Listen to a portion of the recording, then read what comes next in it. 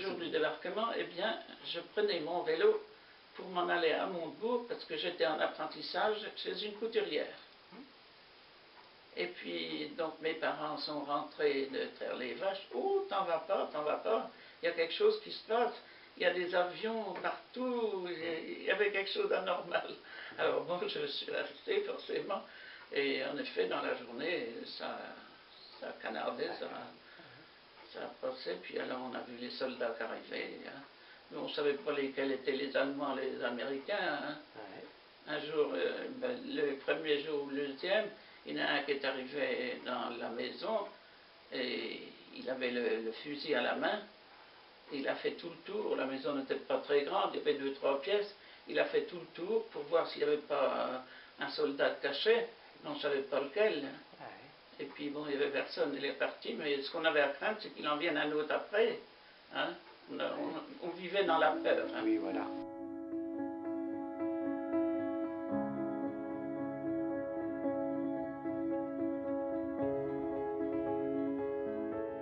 Oui. On n'avait pas eu peur, hein? Non, on n'avait pas peur. Hein? On savait que c'était des soldats, mais on ne savait pas d'abord si c'était des Allemands ou des Américains qui arrivaient. Hein? Alors, mais ils parlaient quand même relativement bien. Hein?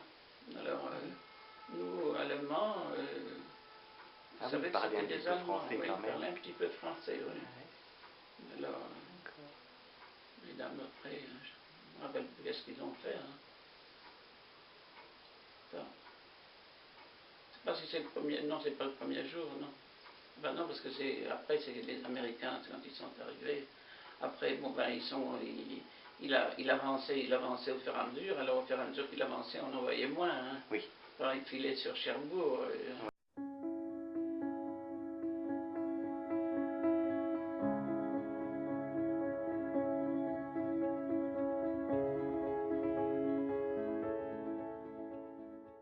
Ah oui, ça, on avait la carte. On était à la carte. Bon, enfin, nous, à la campagne, on n'a pas à se plaindre. Hein, parce qu'on avait 2 abattoirs clandestins tout près de chez nous. Alors de la viande, on en a mangé plus que jamais. Oui. C'était le pain, plutôt. Mais bon, ben, les boulangers, ils s'arrangeaient, on en avait un petit peu plus. Autrement, c'était, je sais pas, 200, 300 grammes par jour. Ah, voilà. Oui, c'était compté quand même.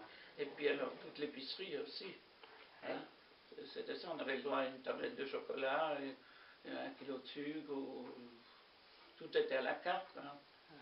Mais on arrivait quand même à en envoyer. Ma maman faisait des colis pour envoyer un cousin qu'on avait à Chalon-sur-Marne. Et moi j'étais bien bonne parce que c'est vrai, il était à peu près de mon âge, je lui envoyais mon chocolat. Ah mais oui. Il était infirme le pauvre en plus. Ah ouais, oui.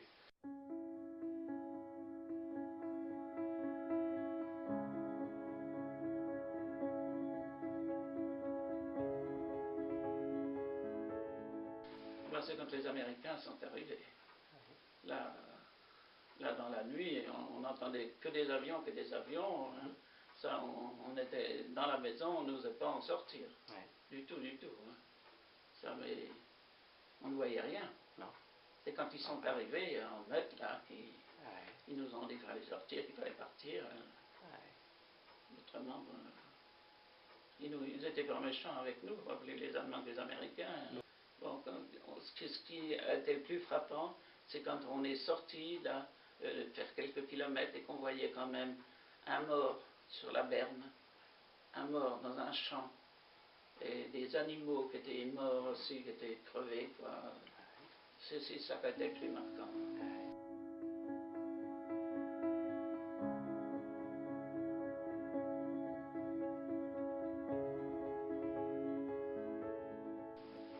Je montais la route de Fréville, donc pour aller du côté de l'église, et j'ai aperçu dans une porte qui était ouverte un soldat qui était étendu les bras en croix et qui était mort dans un escalier.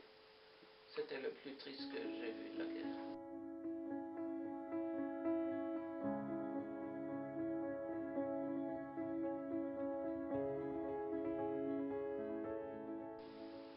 Alors, je dirais bien, mais C'était pas rigolo.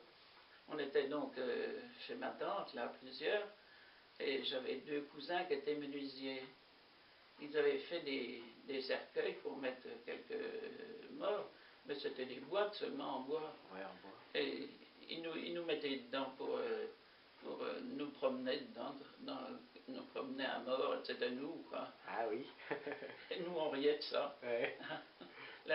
Les Allemands, les Américains n'étaient plus avec nous, déjà, ils étaient partis déjà plus loin. Oui, alors là, avec les avions, ben, ça n'a pas duré énormément de temps. Hein. Ouais. Enfin bon, ben, c'est vrai que c'était pas rigolo, mais nous, à 10 ans, ça nous faisait rire de nous promener dans une boîte en bois.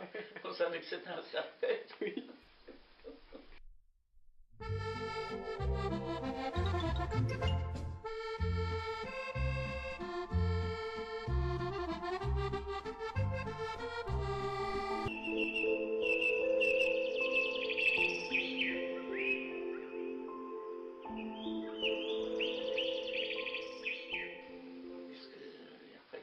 Après la guerre, ça s'entend comment? Parce que la guerre, elle a duré de 39-40 à 44.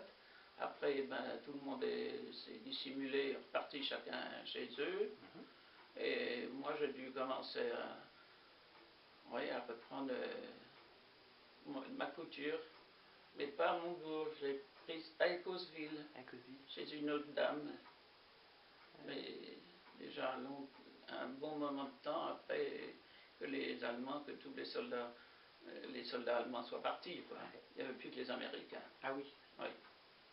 Alors on ne craignait plus personne. Là. Ouais, voilà. Et ils nous donnaient du ravitaillement encore, les Américains. C'est qu'on était toujours à la carte. Hein. Alors ils nous donnaient. Mon père allait tous les 2 jours chercher les restes de leur cantine pour donner aux animaux, pour donner aux cochons. Ah ouais. Et puis, il lui donnait des bonnes choses à rapporter, parce que toutes choses qui arrivaient d'Amérique, ou de je ne sais où, mais congelées. Ah ouais, alors, il nous donnait des choses congelées qu'on mangeait. On a appris à manger le chewing-gum d'abord, tout ça.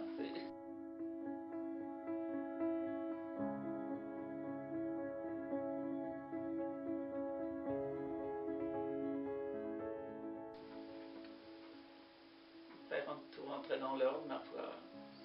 Les Allemands étaient partis, les Américains restaient là, je sais pas, je ne me souviens plus combien de temps. Alors on a vécu avec eux